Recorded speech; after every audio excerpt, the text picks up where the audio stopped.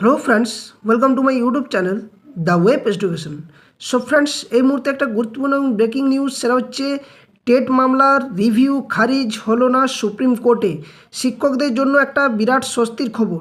তো এখান থেকে আপনাদের সামনে একটা বিষয় বলে রাখি যে সুপ্রিম কোর্টে যে টেট পাস সংক্রান্ত যে মামলা, অর্থাৎ এটা সারা দেশ জুড়ে একটা আলোড়ন সৃষ্টি করেছিল যে শিক্ষকদের টেট পাস করতে হবে এবং যারা 5 বছরের বেশি যাদের যে চাকরির যে মেয়াদ সেটা রয়েছে তাদের ক্ষেত্রে টেট পাস বাধ্যতামূলক। তো এই নিয়ে কিন্তু সুপ্রিম কোর্টে মামলা হয় এবং এটা দীর্ঘদিন ধরে চলে। তার পরিপ্রেক্ষিতে যে শুনানি হয়েছে সেখান থেকে কিছু গুরুত্বপূর্ণ তথ্য উঠে আসছে। তো মামলার পুঙ্খানুপুঙ্খ ব্যাখ্যা এই ভিডিওর মধ্যে দিয়ে আমি তুলে ধরার চেষ্টা করব আপনার সামনে। সাথে সাথে বিচারপতি কী নির্দেশ দিলেন, শিক্ষকদের কী টেট দিতে হবে কি হবে না, আপাতত শিক্ষকদের কি কি পদ খোলা থাকছে, এই সমস্ত বিষয়গুলো আপনার সামনে এক এক করে তুলে ধরার চেষ্টা করব। সুপ্রিম কোর্টে কি কি বলা হয়েছে তার ডিটেলস ব্যাখ্যার মধ্য দিয়ে। তো সকলেই ভিডিওটা শেষ পর্যন্ত দেখবেন, কেউ স্কিপ না করে। আর যারা চ্যানেলে নতুন ভিউয়ার্স রয়েছেন বা নতুন দেখছেন, অবশ্যই বলবো চ্যানেলটি সাবস্ক্রাইব করে পাশে থাকা বেল নোটিফিকেশন করবেন, ভিডিওটি লাইক ও বাকির সাথে শেয়ার করবেন। তো চলুন কী কী ঘটেছে এই মামলার ক্ষেত্রে একদম ডিটেলস ব্যাখ্যা আমরা এক এক করে আলোচনা করার চেষ্টা করব। তো এখানে বিষয়টি যেটা বলা হচ্ছে যে টেট মামলায় রিভিউ খারিজ হলো না সুপ্রিম কোর্টে, শিক্ষকদের জন্য বিরাট স্বস্তির খবর। তো এখানে কি বলা হচ্ছে না, গত 28 এপ্রিল 2026 সুপ্রিম কোর্টে শিক্ষক নিয়োগ সংক্রান্ত অত্যন্ত সংবেদনশীল যে মামলা, সেটা হচ্ছে টেট নিয়োগ সংক্রান্ত যে মামলা। তো এই মামলার রিভিউ পিটিশনের একটি গুরুত্বপূর্ণ শুনানি অর্থাৎ ক্লোজ চেম্বারে ছিল হিয়ারিং, যেখানে সম্পন্ন হয়েছিল। সেখানে দীর্ঘ প্রতীক্ষার পর সবচেয়ে বড় এবং স্বস্তিদায়ক খবর হলো এই রিভিউ আবেদনটি সুপ্রিম কোর্ট তাৎক্ষণিকভাবে খারিজ করেনি। অর্থাৎ যে মামলাটা খারিজ হওয়ার কথা ছিল কিন্তু সেটা এই মুহূর্তে তাৎক্ষণিকভাবে খারিজ করেনি বিচারপতিদ্বয়, এটা কিন্তু রিজার্ভ হিসেবে রেখেছেন। তো সাধারণত শীর্ষ আদালতে বেশিরভাগ রিভিউ পিটিশন বা পুনর্বিবেচনার জন্য যে আবেদন প্রাথমিক পর্যায়ে দ্রুতই কিন্তু খারিজ হয়ে যাওয়ার কথা, কিন্তু এক্ষেত্রে মাননীয় বিচারপতি দীপঙ্কর দত্ত এবং বিচারপতি সতীশচন্দ্র শর্মার যে ডিভিশন বেঞ্চ, সেখানে রায়টি এখনই বাতিল না করে নিজেদের সিদ্ধান্ত সংরক্ষিত বা রিজার্ভ করে রেখেছেন। অর্থাৎ এখনও পর্যন্ত যে এই পদক্ষেপে যে লক্ষ লক্ষ কর্মরত যে শিক্ষকদের একটি বড় যে আশার আলো, সেটা কিন্তু তৈরি হতে চলেছে বলেও কিন্তু অনেকেই মনে করছেন। এবং এখন দেখার বিষয় যে মামলাটা কোন পথে যাচ্ছে। তো কী ঘটেছিল একবার মামলাটা আপনার সামনে একটু সংক্ষেপে আকারে আপনার সামনে তুলে ধরার চেষ্টা করছি। তো দেখুন, এখানে বিষয়টা হচ্ছে গত বছর 1 সেপ্টেম্বর 2025 সুপ্রিম কোর্ট এক যুগান্তকারী রায়ে জানিয়েছিল যে শিক্ষাগত যোগ্যতা এবং গুণমান বজায় রাখার জন্য সমস্ত কর্মরত যারা ইন সার্ভিস রয়েছেন শিক্ষকরা, তাদের ক্ষেত্রে চাকরিতে বহাল থাকতে গেলে টেট অর্থাৎ যে টিচার্স এলিজিবিলিটি টেস্ট, সেটা কিন্তু পাস করতে হবে এবং এটা বাধ্যতামূলক করেছিল। যাদের অবসরে 5 বছরের বেশি সময় বাকি রয়েছে তাদের সকলকেই কিন্তু এই পরীক্ষায় উত্তীর্ণ হতে হবে বলে জানাচ্ছে। যেখানে 5 বছরের যাদের বেশি সময় বাকি রয়েছে বা যাদের শিক্ষকতা পেশার যাদের চাকরির বহাল মেয়াদ যেটা 5 বছরের বেশি, তাদের ক্ষেত্রে কিন্তু সকলকে এই টেট পরীক্ষায় উত্তীর্ণ হওয়ার যে নির্দেশ, সেটা কিন্তু দেওয়া হয়েছিল সুপ্রিম কোর্টের তরফ থেকে। কিন্তু এই রায়ের ফলে পশ্চিমবঙ্গ সহ সারা দেশে লক্ষ লক্ষ যে অভিজ্ঞ শিক্ষক, তাদের কিন্তু ভবিষ্যৎ একটা অনিশ্চয়তার মুখে পড়ে যায়। তো অনেকেই কিন্তু এটা নিয়ে আশঙ্কা করেছিলেন যে দীর্ঘদিনের যাদের অভিজ্ঞতা থাকা সত্ত্বেও একটি মাত্র যে পরীক্ষার কারণে তাদের কিন্তু চাকরি হারাতে হতে পারে, এটাও কিন্তু বলা হয়েছিল।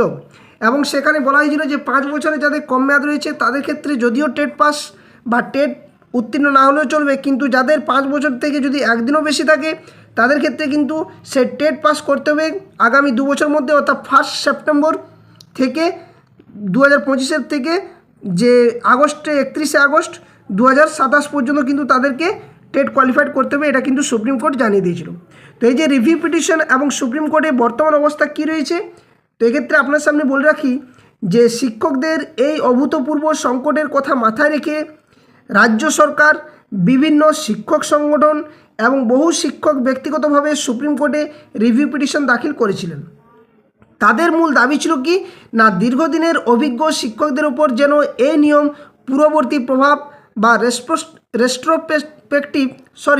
রেস্ট্রোস্পেক্টিভ দিয়ে জোরপূর্বক চাপিয়ে দেওয়া যায় না বা দেওয়া হয় না, বা যাতে না করা হয় সেটাই কিন্তু বারবার রিভিউ পিটিশন করে এটাই কিন্তু বলা হয়েছে। তো সেই নিয়ে 28 এপ্রিল ক্লোজ চেম্বারের শুনানিতে আদালত আবেদনকারীদের গুরুত্ব উপলব্ধি করেছে, যদিও চূড়ান্ত রায় এখনও পর্যন্ত কোনো আসেনি। তবে রিভিউ পিটিশনটি খারিজ না হওয়ায় বা এই যে না হওয়াটা সেটা কিন্তু আইনি লড়াই একটি বড় সাফল্যও বলে মনে করছেন, কারণ এক্ষেত্রে আদালত এখন গভীরভাবে বিবেচনা করছে যে মামলাটি একটি ওপেন হিয়ারিংয়ের জন্য গ্রহণ করা হবে কি হবে না। অর্থাৎ আপনারা দেখতে পাচ্ছেন যেটা ক্লোজ চেম্বারে শুনানি হয় এবং সেখানে যেহেতু মামলাটি খারিজ করেনি, তাহলে যে সমস্ত শিক্ষক মহল বা শিক্ষকেরা বা রাজ্য সরকারের তরফ থেকে যে রিভিউ পিটিশন করা হয়েছিল সেটা কিন্তু ওপেন হিয়ারিং হিসেবে শুনানির জন্য কিন্তু থাকতে পারে, যেহেতু এই মুহূর্তে যে মামলাটা 28 এপ্রিল শুনানি হয় সেক্ষেত্রে কিন্তু মামলাটা রিজার্ভ হিসেবে এই মুহূর্তে যে বিচারপতিদ্বয় সেটা কিন্তু রেখেছেন। তো পরবর্তী পদক্ষেপ এবং শিক্ষকদের কী কী প্রত্যাশা উঠে আসছে না, এখান থেকে বলা যায় যে প্রথম যে বিষয়টা সেটা হচ্ছে ওপেন হিয়ারিংয়ে জোরানোর সম্ভাবনা। তো অভিজ্ঞ আইনজীবীদের মতে বলা হচ্ছে যে মামলাটির গভীরতা, সারা দেশে এর প্রভাব এবং রাজ্য সরকারের যে সরাসরি অংশগ্রহণের কারণে ওপেন কোর্ট হিয়ারিং হওয়ার কিন্তু একটা প্রবল সম্ভাবনা থাকছে। 2 নম্বর বিষয় সেটা হচ্ছে আইনি যুক্তিতর্কের সুযোগ। যদি আদালত ওপেন হিয়ারিংয়ের অনুমতি দেয় তবে শিক্ষক সংগঠন এবং তাদের আইনজীবীরা পূর্ববর্তী রায়ের ত্রুটিগুলি এবং শিক্ষকদের বাস্তব সমস্যাগুলি তুলে ধরার কিন্তু একটা সম্পূর্ণ সুযোগ পাবেন বলেও মনে করছেন। নেক্সট 3 নম্বর যেটা বলা হচ্ছে সেটা হচ্ছে চাকরি বাঁচানোর একটা আইনি পথ। তো এটি সেই সমস্ত শিক্ষকদের জন্য একটি সুবর্ণ সুযোগ যারা এতদিন ধরে চাকরি হারানোর প্রবল যে মানসিক চাপে ছিলেন বা ভুগছিলেন, তাদের মনে হচ্ছে যে আইনজ্ঞরা মনে করছেন যে এই পদক্ষেপে রায় কিছুটা হলেও একটা শিথিল হতে পারে এবং এখান থেকে কিছু একটা পজিটিভ রায় শিক্ষক মহলের পক্ষে আসতে পারে। তো এখন সারা দেশে শিক্ষক এবং সমাজ আইনি মহলের নজর সুপ্রিম কোর্টের দিকে পরবর্তী সিদ্ধান্তের উপর রাখছে, যেহেতু মামলাটি এই মুহূর্তে রিজার্ভ হিসেবে রেখেছেন এবং চেম্বার হিয়ারিংয়ের সিদ্ধান্ত আনুষ্ঠানিকভাবে প্রকাশিত হলেই পরিষ্কার হয়ে যাবে যে কবে এই মামলার ওপেন কোর্ট হিয়ারিংয়ের শুনানি হবে। তবে বলা বাহুল্য আপাতত শীর্ষ আদালত কিন্তু আবেদন খারিজ না হওয়ায় শিক্ষকদের মধ্যে একটা ইতিবাচক মনোভাব এবং স্বস্তির নিঃশ্বাসও কিন্তু লক্ষ্য করা যাচ্ছে। তো যাই হোক, দেখা যাক বিষয়টা কী উঠে আসছে। এখন মূল বিষয় যে মামলা যেহেতু বর্তমান পরিস্থিতি সুপ্রিম কোর্টে এবং যেখানে প্রজেক্ট হিসাবে যে মামলাটি শুনানি হলো সেটা কিন্তু ওপেন হিয়ারিং হওয়ারও একটা সম্ভাবনা প্রবল রয়েছে, যেহেতু শিক্ষকদের এখান থেকে অনেকগুলো পথ প্রশস্ত হওয়ার সম্ভাবনা, তাদের যে মূল যে বিষয়গুলো বা তাদের যে দাবিগুলো অবশ্যই তারা ওপেন কোর্ট হিয়ারিংয়ে যদি শুনানির ক্ষেত্রে যদি তাদের দাবিগুলো তুলতে পারেন বা ওনাদের দাবিগুলো উপস্থাপন করতে পারেন আইনজ্ঞদের তরফ থেকে বা বিশেষজ্ঞ যে সমস্ত অ্যাডভোকেট রয়েছেন তাদের তরফ থেকে, তাহলে অবশ্যই বিচারপতির কাছে একটা আলাদা মনোভাব তৈরি হবে এবং যে মামলাটা সেটা কিন্তু যে রায়দান গত 1 সেপ্টেম্বর 2025 সালে এসেছিল সেখান থেকে কিছুটা হয়তো স্বস্তি পেতে পারে অথবা কিছুটা পরিবর্তনযোগ্য হতে পারে। তো এখন দেখার বিষয় পরবর্তী আপডেট কবে আসে এবং মামলার যে রিজার্ভ করে রেখেছে সেক্ষেত্রে বিচারপতিদের কী রায়দান আসছে সেটাই কিন্তু এখন দেখার বিষয়। তো পরবর্তী আপডেট অবশ্যই আপনার সামনে নিয়ে আসবো। তো তার জন্য বলবো আপনারা চ্যানেলটি সাবস্ক্রাইব করে পাশে রাখবেন এবং এই মামলা সংক্রান্ত যদি কোনো আপডেট আসে বা অর্ডার কপি এলে অবশ্যই আপনার সামনে তুলে ধরার চেষ্টা করব। যথাসময়ে আপনারা চ্যানেলটি সাবস্ক্রাইব করে রাখুন, পাশে থাকা বেল নোটিফিকেশন করুন, যাতে করে এই ধরনের কেস আপডেট নিউজ নোটিফিকেশন সংক্রান্ত তথ্য আপনার সামনে উপস্থাপন করতে পারি। সাথে সাথে ভিডিওটি লাইক ও বাকির সাথে শেয়ার করবেন। আর ভিডিও ডেসক্রিপশন বক্সে official Telegram channel link, official Facebook পেজের লিঙ্ক দেওয়া আছে, ওখানে আপনারা অবশ্যই যুক্ত হয়ে যাবেন। ওখান থেকে যে কোনো আপডেট তথ্য আপনারা পেয়ে যাবেন। ধন্যবাদ। জয় হিন্দ। সকলে সুস্থ থাকুন, ভালো থাকুন।